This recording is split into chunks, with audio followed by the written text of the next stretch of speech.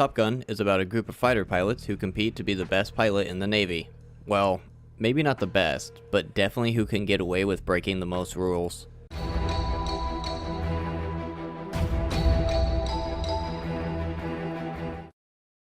Because this is the 80s, it starts off with 3 minutes of planes docking and taking off with Danger Zone playing. Some Navy pilots are flying over the Indian Ocean and an unknown aircraft show up. Who's up there? Cougar and Merlin and Maverick and Goose? Gee, I wonder who the main characters are going to be.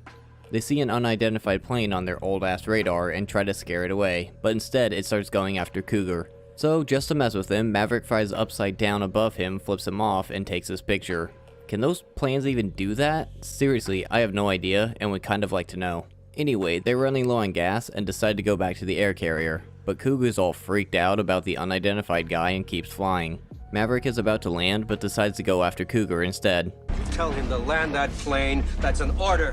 So now he's disobeying orders. Well, he got Cougar to land, except he wobbles the whole time, goes way too low, crashes, and almost goes into the ocean. If his crashed plane is on the runway, how did Maverick land? He was low on fuel and wouldn't have time to wait for them to get Cougar's plane out of the way. Either way, Cougar quit, so they won't have to go through that again. The captain wants to talk with Maverick and Goose next. You've been busted. You lost your qualifications as section leader 3 times. I gotta give you your dream shot. You 2 characters are going to Top Gun. You were number 2, Cougar was number 1. He's gotten in trouble 3 times before? How is he number 2 then? But he is, so he gets rewarded for disobeying an order. Once at Top Gun, they get an overview of the course from a previous winner, and he asks about who's gonna win this year. You think your name's gonna be on that plaque? Yes, sir. That's pretty arrogant. I like that in a pilot. He likes that he's arrogant? Why the hell would he like that a Navy fighter jet pilot was arrogant? Whatever, that night, Maverick and Goose are at a party, and Iceman, seriously, that's his pilot name, starts acting like a jerk, so I wonder who their rival is going to be. The next day, they're getting briefed on the planes by Charlie, some Pentagon intel person, I don't know, and she's talking about plane stuff that I don't understand, and Maverick explains how she's wrong.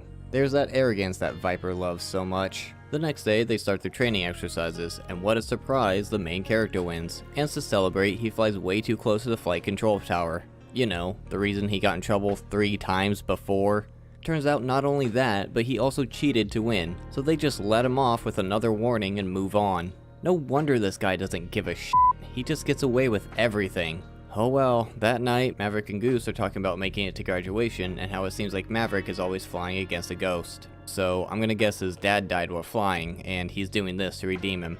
After some volleyball scene that has nothing to do with anything, Maverick goes on a date with his instructor, because that's completely appropriate, where he tells her that his mom died and his dad disappeared while flying a jet because he messed up somehow. Yep, I knew that's why he became a fighter pilot. Then there's this weird elevator scene where they try to cover up the fact that Charlie has darker hair than before with a hat. Turns out Goose has a wife and child, just like Cougar did earlier. Goose is gonna die later on, isn't he? Anyway, Charlie calls Maverick out in class for being reckless while flying, so he gets upset and leaves. So she chases him down just to yell at him some more, and then there's this sex scene, cause f it, why not? During the next training exercise, Maverick is supposed to be covering Hollywood here, but instead he just leaves him to go after their target and gets killed because of it. But guess who's still gonna win Top Gun at the end? That night we have happy family time with Goose, because that doesn't mean that he's doomed at all. They have one final test to determine the winner between Iceman and Maverick. So they're both trying to go after the same target, and Maverick can shoot him down, but Iceman just stays in his way like a dick. Then he pulls up for some reason, which causes Maverick to fly into his jet wash, whatever that means. So they lose control and have to eject out of the plane. But something goes wrong and Goose ends up dying. So basically Iceman killed Goose because he wanted to act like an asshole. They have a whole investigation and find out that Maverick was not at fault for the crash, but I guess they never investigated Iceman for causing it in the first place. Then Maverick immediately goes back to flying, but now he sucks at it. How long has it even been since Goose died? It's only been a few days. Wait, they recovered the wreckage, analyzed it, had a whole investigation into what happened, and determined Maverick wasn't at fault all in a few days? Holy crap, no wonder no one got in trouble for this. Well, Maverick just quit, so Charlie goes to talk him out of it. But it doesn't work, so he goes to talk to Viper for some reason, and he tells him his dad died saving 3 other planes. Oh, I guess Iceman won Top Gun. Good job, movie, on not having the main character win everything. Anyway, Maverick goes to the graduation and it gets interrupted by a crisis situation, and Maverick gets assigned to it, even though I thought he quit, but okay. So literally the next day, they all go to fight the unnamed enemy from the beginning of the movie. Unnamed enemy shoots down Hollywood, so Maverick has to go back up Iceman now. They then get into this dogfight where they have the same 2 missile shots over and over again. Seriously, all of these are the same shot. It's like they only had permission to shoot 2 missiles for filming.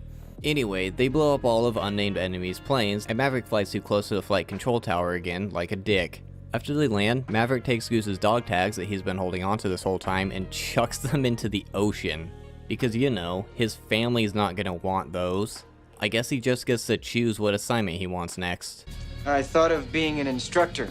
But I thought that was only reserved for those who won Top Gun, which he did not. This movie was okay, but I didn't really enjoy it. It's not that it's a bad movie, it's just not really my kind of movie. I don't know enough about the military or fighter jets to speak on how realistic it is, but I am absolutely sure Maverick would not have gotten away with how much trouble he gets in. I mean, he got in trouble for flying too close to the control tower 3 times before, and then he does it again at Top Gun. He should have been kicked out at that point. Also, I just want to point out Iceman is responsible for Goose's death, because he was staying in Maverick's way even though he couldn't get a shot, and then he just pulled up right in front of him, which caused him to crash. I found it weird that they never said who the enemy was. Did they not want to use whatever country was the bad guy at the time, or just make up a group? I don't know. But the pilot who flew the jet as a bad guy went on to become an astronaut later in life. The acting is really good, even though it can be cheesy at times. Tom Cruise is great as Maverick. He can really show his arrogance with thinking that he's the best pilot ever.